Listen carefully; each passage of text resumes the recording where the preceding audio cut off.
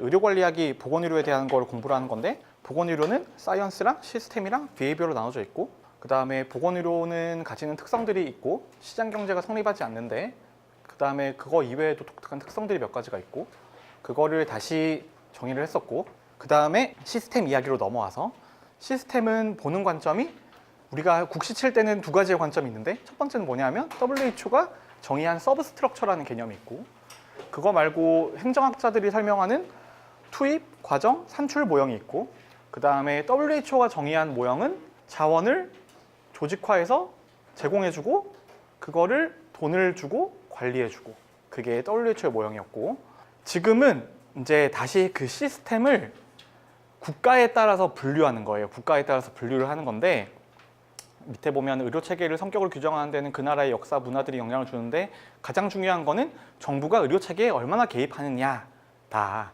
그래서 정부의 개입에 따라서 보건의료체계는 자유기업형, 복지지향형, 포괄적 의료체계형으로 나눌 수 있다 라고 되어 있고, 원래 이게 이제 저희 보건학 하는 사람들한테 비교의료제도론이라고 해가지고 하나의 과목인데, 이제 한 두 장에 요약이 되어 있는 거예요. 요약이 되어 있는 거고, 자유기업형은 대표적으로 미국이에요. 미국. 그냥 미국밖에 없어요. 거의 제대로 돌아간 나라는.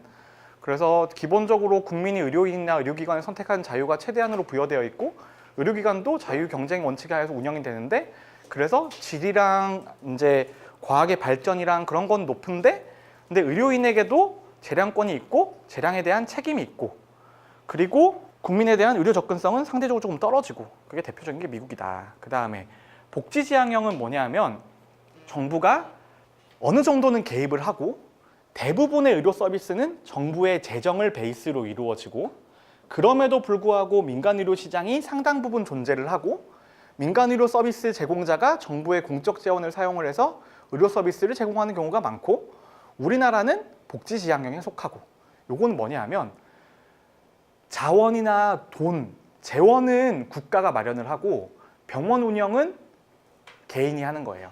민간 영역에서 하는 거예요. 그게 복지지향형에 가까운 거고, 포괄적 의료체계형은 뭐냐면 정부가 시장에 광범위하게 개입해서 의료 서비스의 재정과 제공 두 가지 측면 모두 정부가 적극 개입하는 거다. 이거는 병원도 국가 소유인 거고, 그 안에서 의사는 공무원으로 고용돼서 일을 하는 거예요. 그렇게 이해를 하면 가장 쉬워요. 그 다음에 사회주의형은 뭐냐 하면, 그냥 쿠바나 북한처럼 아예 사회주의 국가에서 국가가 모두 책임을 지는 거예요. 엄밀하게 따지면 쿠바든 북한이든 간에 모든 국민이 공무원이지 뭐. 다 국가 소유인데. 그죠? 그런 거라고 보면 돼요. 요거 자체는 문제에 그렇게 많이 나오진 않아요. 자, 391페이지 넘어갑시다. 391페이지. 보건의료 제공체계의 지역화라고 되어 있는데, 요거는 다시 뭐를 공부하는 거냐면은 WHO에서 정의한 게 자원을 조직화해서 제공해 주는 건데, 제공하는 시스템, 다시 시스템의 시스템인 거예요. 시스템은 자원, 조직, 제공, 재정, 관리였는데, 제공해 주는 시스템을 이야기하는 거예요. 제공을 다시 시스템으로 구별을 하는 거예요. 그래서 여러분이 상대적인 위치, 내가 지금 전체의 학문에서의 어느 위치에 와 있는지를 머릿속에 지금 제가 계속 넣어주고 있는 거예요.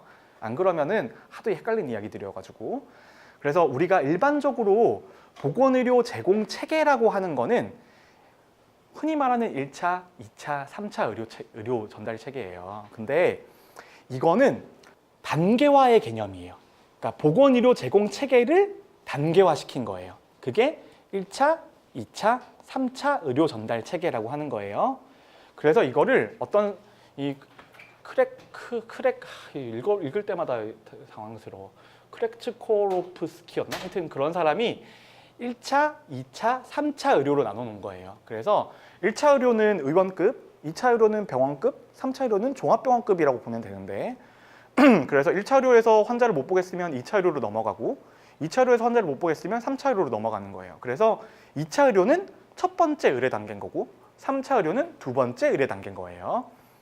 이게 전달 체계, 그러니까 제공 체계를 다시 단계로 나누는 거예요. 단계로 나누는 개념이 1차, 2차, 3차 의료 전달 체계인 거예요.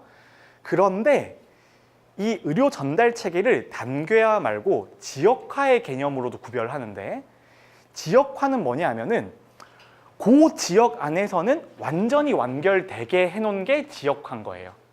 그러니까 단계화랑 지역화는 서로 상반되는 개념이 아니고 그냥 다른 개념이에요. 다른 개념. 지역화는 뭐냐 하면 그 동네나 그 특정 지역 안에서는 다 끝날 수 있게, 완결 지을 수 있게 하는 거예요. 그래서 지역화를 크게 하면은 보통 우리나라는 시도 단계에서는 지역화가 종결되어 있는 거예요. 왜냐하면 상급 종합병원 같은 것들은 시도 단위로 있잖아요. 그러면 시도 단위에서는 이제 지역화가 완결이 된 거예요. 그런데 예를 들어서 무슨 뭐 부천이나 아니면은 뭐 광명시나 그런 단계에서는 지역화가 완전히 끝나진 않은 거죠. 왜냐하면 거기서는 3차 종합병원, 상급 종합병원이 없는 거잖아요. 그러니까 그거는 지역화가 끝나지 않은 거예요. 이 지역화의 개념은 한 지역에서 완전히 완결을 다 끝나게 해주는 개념인 거예요. 근데 요거는 지역의 크기를 어디로 정의하냐에 따라서 당연히 달라지겠죠. 그래서 한 게 지역화인 거다. 자, 그 다음에 우리나라의 의료 전달 체계. 자, 그래서 우리나라 의료 전달 체계의 문제가 뭐냐 하면은 수직적인 기능 분화가 잘 이루어지지 않고 상호 경쟁한다는 건 뭐냐 하면은 결국은 상급 종합병원도 외래를 보고 1차 의료기관도 수술을 한다라는 걸로 이해를 하면 돼요. 그래서 1차 의원이 그런 일반적인 진찰이나 그런 걸로 먹고 살기가 힘드니까 자꾸 비급여나 수술이나 새로운 영역으로 개척을 해나갈, 피부 미용 같은 걸로 개척해 나가려고 노력을 하는 거죠. 일반적인 우리가 의료를 하면은 생존이 힘드니까. 그리고 중간에 낀 2차 중소병원들은 이제 죽어나는 거고. 이도 안 되고 저도 안 되는 거니까. 그 다음에 진료를 해서 발행제도는 남아있는데 형식적으로 발급되고 있고, 그 다음에 해달라고 하면 다 해주고 그런 거니까요. 자, 이제 의료 전달 체계를 이때까지 요번 시간에 말한 거는 우리가 의료 전달 체계를 다시 규정 짓는 개념이 단계화와 지역화의 개념이다. 단계화는 뭐다? 1차, 2차, 3차로 나눠져 있는 그 자체가 단계화인 거예요. 지역화는 뭐예요?